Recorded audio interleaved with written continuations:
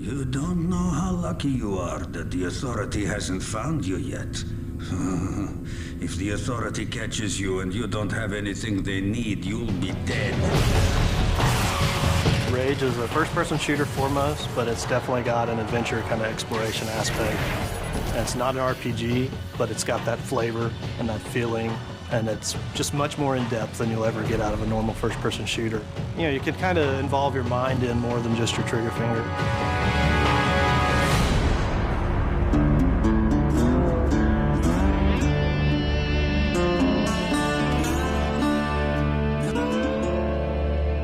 Bad guys in the world, you know, we have everything. There's some bandits around the corner. Do what you can. The bandits are considered to be more the violent settlers that aren't really economically inclined, but they have desires and needs. Each bandit clan has a unique fighting style. It's ever-changing. For instance, the Ghost Clan. Hey, over there! They're very acrobatic. They can attack you from above or below. The Wasted Clan, what they lack in combat skills, they definitely make up for in personality. You're gonna die! The Shrouded Clan, they've designed these remote-control bomb cars that they use against you. We felt that with human-type opponents, if you add personality to the fighting skills and add personality to the characters, it really makes the world more refreshing. We're losing this! But if you fight that enemy for 12 hours, I don't care how cool he was in hour 1, it's not going to be so cool in hour 12. So it's about mixing it up for the player.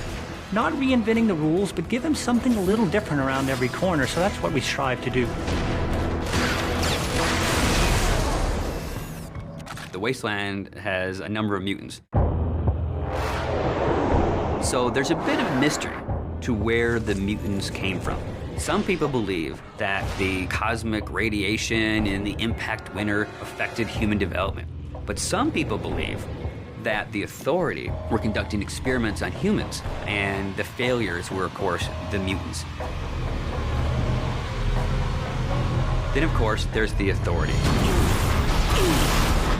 You don't really get to understand or know what they're about until later in the game, and they've kind of twisted this new reality to be what it is that the player will eventually find out as he gets to the end of the game.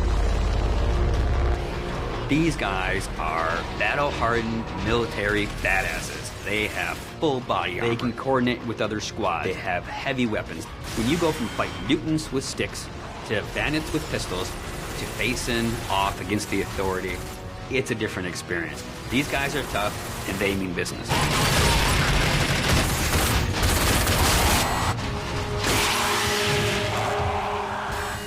It is famous for having incredible graphics. So I wanted to have this real combat feel to it. Remember, to be of use to us, you must be able to move around freely. We decided to kind of make animations using motion capture. In Rage, we have upwards of 6,000 animations that have been created.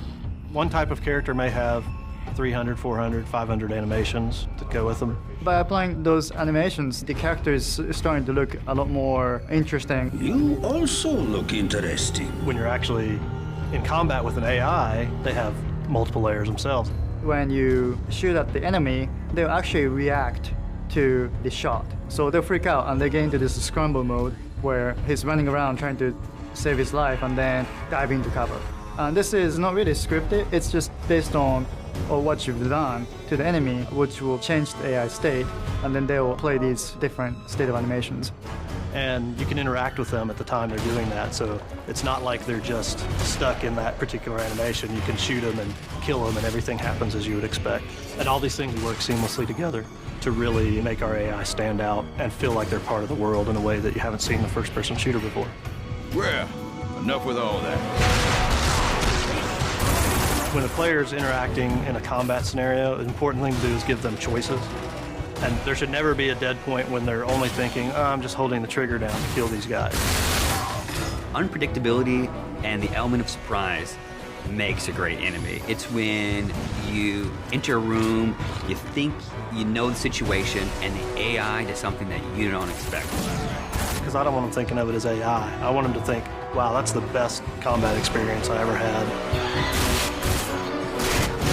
Show me what you can do, and get the hell out of here.